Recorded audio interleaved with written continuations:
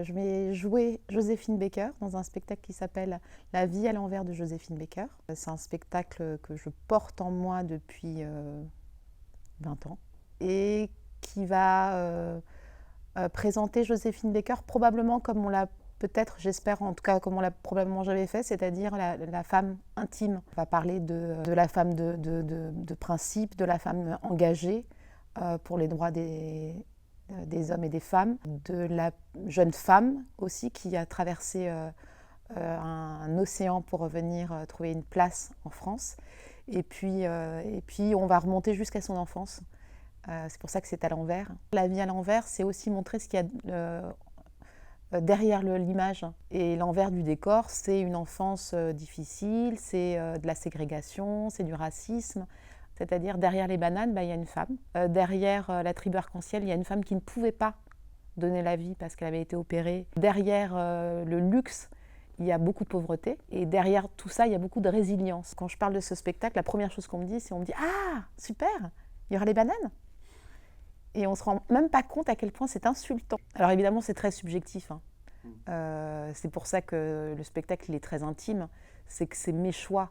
Une autre artiste aurait fait d'autres choix. Olivier Lebleu et moi, on a travaillé ensemble et Olivier Lebleu est vraiment extrêmement important dans ce travail de choix parce qu'il a fait tout ce qui était le travail d'archive. Et puis après, ensemble, on a dit, bon voilà, ça c'est plus ou moins important. Olivier et moi, on s'entend très très bien. On a la même passion pour Joséphine, on a le même respect. Et moi, je lui disais, il ne faut pas que ça ressemble à une biographie. On a beaucoup de choses en commun avec Joséphine. On est métisses toutes les deux. Et on a du coup cette chose en commun de pas forcément trouver sa place dans le monde de l'art parfois, où il faut rentrer dans des cases. Et la jeune actrice que j'étais ne trouvait pas cette place. Je n'étais ni assez blanche ni assez noire. Et je suis tombée sur une biographie de Joséphine Baker. Et je me suis dit, si elle peut le faire, si elle l'a fait, alors peut-être que je pourrais le faire aussi. Quand on est actrice et quand on est, comme moi, lié intimement à un personnage, parfois c'est difficile de prendre de la distance. Et donc, c'est essentiel d'avoir un co-auteur. Moi, je ne voulais pas écrire ce spectacle, justement, toute seule. J'avais besoin de quelqu'un d'autre. Donc d'avoir un co-auteur qui est là, c'est fantastique. D'avoir une co-metteur en scène qui dit hop, hop, hop, attention, prendre la distance. Et donc c'est Karine Morand qui est ma co-metteur en scène.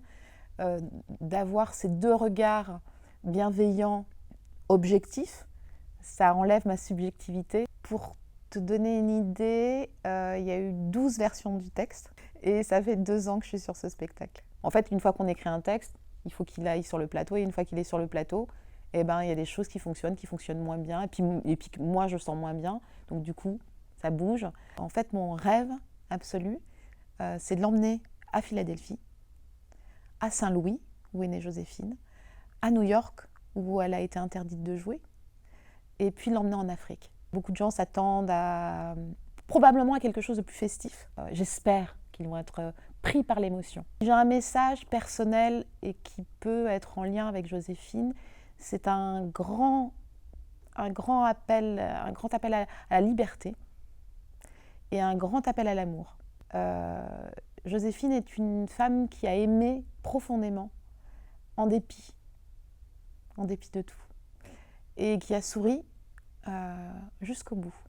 Si les gens sortent de ce spectacle en étant émus, j'en serais ravie, mais s'ils entendent surtout le message de liberté et d'amour infini, parce que c'est un message pour moi qui compte,